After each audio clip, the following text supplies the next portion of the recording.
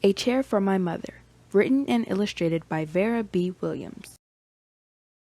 My mother works as a waitress in the Blue Tile Diner. After school sometimes I go to meet her there. Then her boss Josephine gives me a job too.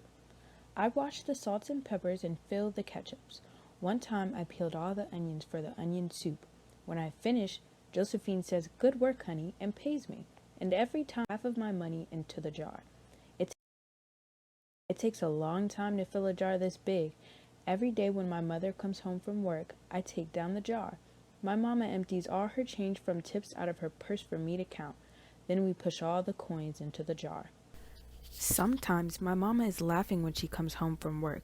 Sometimes she's so tired she falls asleep while I count the piles. Some days she has a lot of tips. Some days she has only a little. Then she looks worried. But each evening, every single shiny coin goes into the jar. We sit in the kitchen to count the tips. Usually Grandma sits with us too. While we count, she likes to hum. Often she has money in her old leather wallet for us.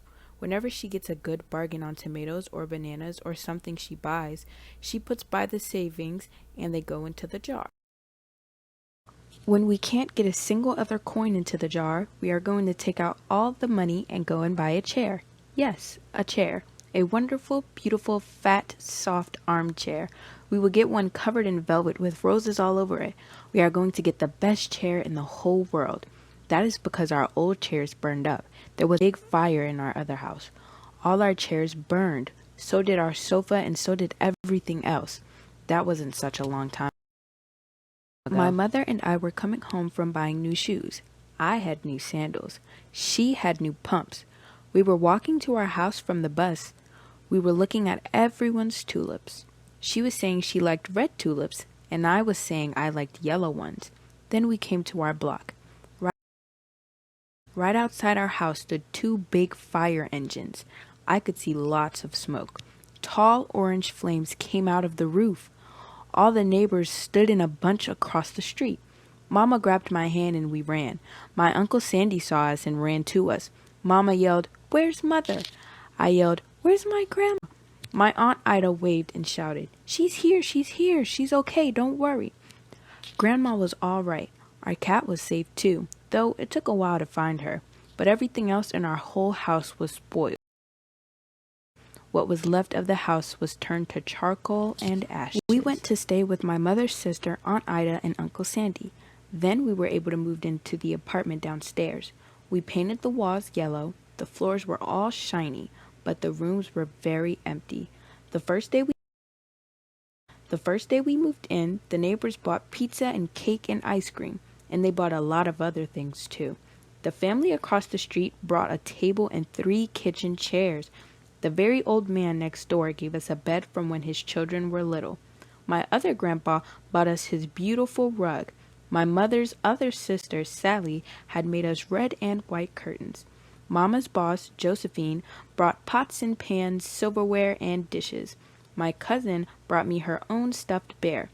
Everyone clapped when my grandma made a speech. "You are all the kindest people," she said, "and we thank you very, very much. It's lucky we're young and can start all over."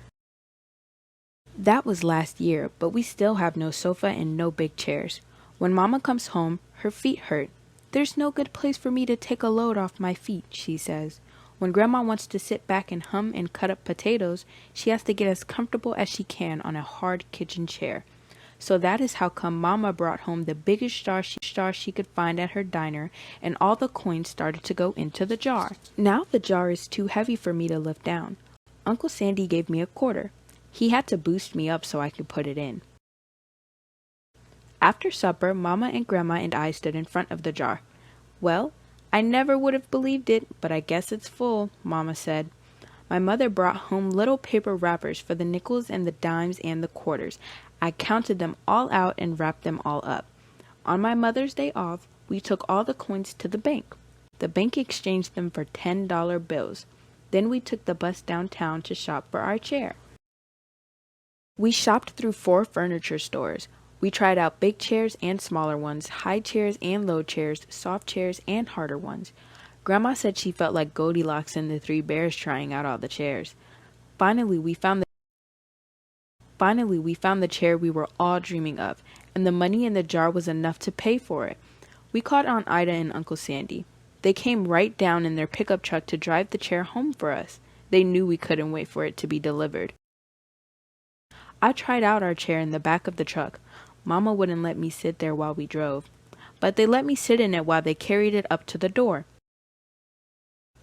We set the chair right beside the window with the red and white curtains. Grandma and Mama and I all sat in it while Aunt Ida took our picture. Now Grandma sits in it and talks with people going by in the daytime. Mama sits down and watches the news on TV when she comes home from her job. After supper, I sit with her and she can reach right up and turn out the light if I fall asleep in her lap.